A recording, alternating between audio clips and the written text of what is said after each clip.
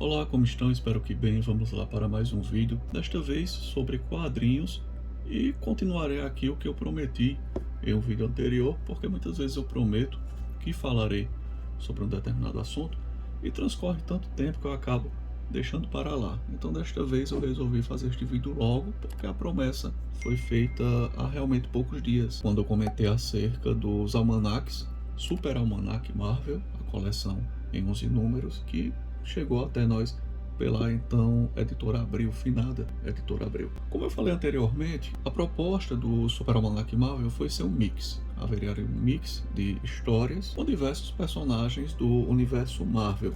Então, com o tempo, isso começou a ser descaracterizado. Começaram a aproveitar a estrutura do Super Almanac para se publicar sagas completas ou arcos completos de histórias. Foi o caso, por exemplo, da Guerra do Alto Evolucionário. Abril aproveitou o sexto e o sétimo números do Super Almanac Marvel para publicar todo o arco da Guerra do Alto Evolucionário. Pelo menos fez isso no intervalo de um mês. Aqui saiu em um mês, com 30 dias foi publicado o sétimo número imediatamente. Então não deixaram as pessoas, os leitores, esperando tanto tempo. Mas vamos lá. Quem é o Alto Evolucionário? Esse personagem aqui, muito pouco conhecido dentro do universo Marvel, pelo menos é o que eu percebo. Eu atribuo a isso o fato dele ser um personagem meio desinteressante dentro de um rico universo de vilões, bem mais interessantes que habitam o universo Marvel. Aliás, esse próprio arco da Guerra do Alto Evolucionário não é tão interessante. Eu vou explicar o porquê e também não foi desenvolvido de uma forma tão inteligente e muito menos interessante. O Alto Evolucionário, ele já foi humano, ele é britânico e atendia pelo nome de Herbert Edgar Wyndham. Ele se interessou por genética, se associou ao Senhor Sinistro em seus estudos de genética, e seu último grande trabalho como geneticista foi dar a si mesmo uma existência divina, uma existência quase divina. Ele é realmente muito poderoso, ele cria vidas, então ele enlouqueceu com o decorrer do tempo, começou a acreditar que sua grande missão na Terra seria dar um salto evolutivo à humanidade de uma forma artificial, acelerada de maneira artificial. Então a Guerra do Alto Evolucionário praticamente é isso, mais uma empreitada do Alto Evolucionário em buscar dar este salto evolutivo à humanidade de uma forma artificial. Mas para isso ele sempre estará topando com vários heróis do universo Marvel. Então qual foi a ideia da editora? Em várias publicações, é que eu digo que foi algo mal executado pela Marvel. Eles fizeram uma espécie de colcha de retalhos. Então, dentro de cada publicação específica, lá para o final da década de 80, existia o enfrentamento deste vilão com vários núcleos de heróis da Marvel dentro de publicações específicas. Então ele enfrenta o X-Factor, tanto que as partes foram divididas assim, né? X-Factor, Justiceiro, Surfista Prateado, Novos Mutantes, Homem-Aranha, parte 6, Quarteto Fantástico. E aqui dentro outros heróis vão aparecendo, como na parte 5, além do Homem-Aranha, temos também o Demolidor. Isto continua aqui no segundo número. Novamente Homem-Aranha, X-Men, Vingadores, e tudo vai se concretizar ao final. A conclusão se dá, obviamente, como era de se esperar, com os Vingadores, vários heróis unidos, com a ajuda de Hércules para tentar assim derrotar o Alto Evolucionário, para que ele não concretize os seus planos. Então ficou tudo muito esfacelado. Essencialmente, em cada história a gente se depara com a tramóia deste vilão. No início ele vai para os subterrâneos, ele tenta ali destruir por meio de seu exército. Ele possui um exército organizado em castas. Tem os recolhedores, os purificadores. São na verdade humanos mais evoluídos que usam alta tecnologia na forma de armadura para concretizar os planos do Alto Evolucionário.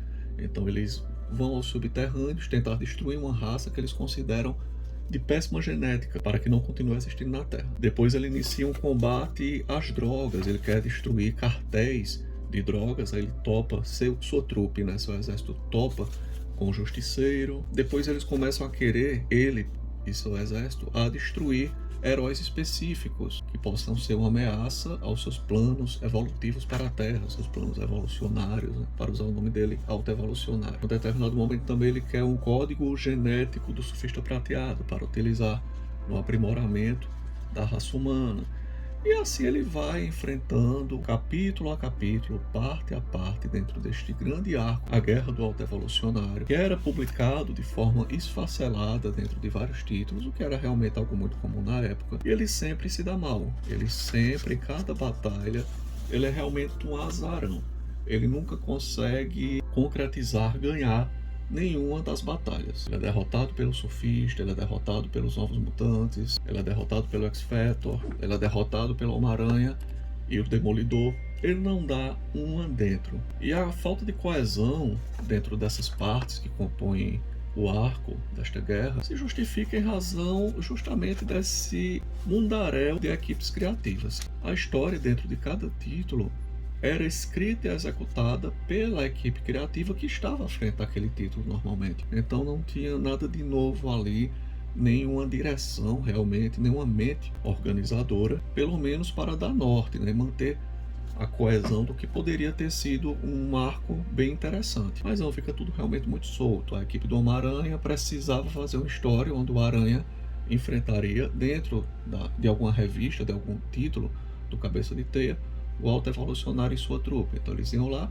faziam aquela história rapidinho e publicava. Depois se pedia a mesma coisa à equipe que cuidava do Justiceiro, depois a mesma coisa à equipe que cuidava do Quarteto Fantástico, do título do Quarteto Fantástico à época. Isso ia sair de uma forma muito esfacelada e pouco coesa, cara. Então o arco que a gente conhece, a gente gosta, a gente mantém na coleção a título de curiosidade, teve sua relevância para a época, mas é algo que não subsistiu ao decorrer do tempo, tanto que a gente percebe que não há muito interesse em se republicar esse conjunto de histórias, esse arco de uma forma encadernada há muito tempo. Aqui mesmo, entre nós, o mais próximo que chegamos disso, na verdade, foi essa publicação em 2 volumes do Super Almanac Marvel. Foram gastas quase 400 páginas com esse conjunto de histórias. E às vezes parece que não se chega a lugar algum, mesmo na conclusão, quando ali os Vingadores, lá no final, vão finalmente enfrentar de uma forma quase decisiva e definitiva o Alto Evolucionário junto com o Hércules. E mesmo dando esse fim a essa empreitada deste vilão, ainda fica aquela coisa meio, tá ok, foi só para pôr um ponto final realmente à trama. Ou seja, dentre tantas guerras que a gente já teve nos universos dos super-heróis, Guerra Infinita, Guerras Secretas e por aí vai, essa do Alto Evolucionário é realmente uma das menos interessantes que eu já vi. Mas, repito, guardo com muito carinho essas edições porque há muitos anos essa história teve sua importância para mim. Eu gosto de vez em quando rever isso aqui, folhear esses gibis. Cara, gibi assim, um formatinho desse, impresso em papel jornal, tem uma cisma com papel jornal, éramos realmente meio que tapeados, recebíamos uma publicação impressa de uma forma vagabunda e por preços que não eram tão convidativos. Mas quando você dá uma cheirada, cara, essa aqui é a melhor droga do mundo. Quando você dá uma cheirada nisso aqui, uma cafungada desse papel, você cheira um formatinho antigo impresso papel jornal da Editora Abril, sua mente vai lá para o passado. Parece que a gente consegue fazer uma viagem no tempo quando a gente tá uma boa cafungada em um formatinho, cara. É só alegria, nostalgia, saudosismo e boas recordações. Aquela nostalgia e saudosismo, na verdade, sem querer que esses tempos, né, retornassem quanto à qualidade do material publicado. A gente reclama realmente dos preços hoje, mas pelo menos estão nos dando publicações caras, edições caras, mas com a qualidade. Há uma qualidade no que compramos. E antes comprávamos formatinhos a preços elevados, sem muita qualidade. Já falei sobre isso aqui, não vou mais me estender tanto. Enfim, a Guerra do Alto Evolucionário é isso. É um conjunto de histórias onde este vilão desinteressante enfrenta vários super-heróis. Cada parte é dedicada a um super-herói, ou dois grupos, conforme o caso,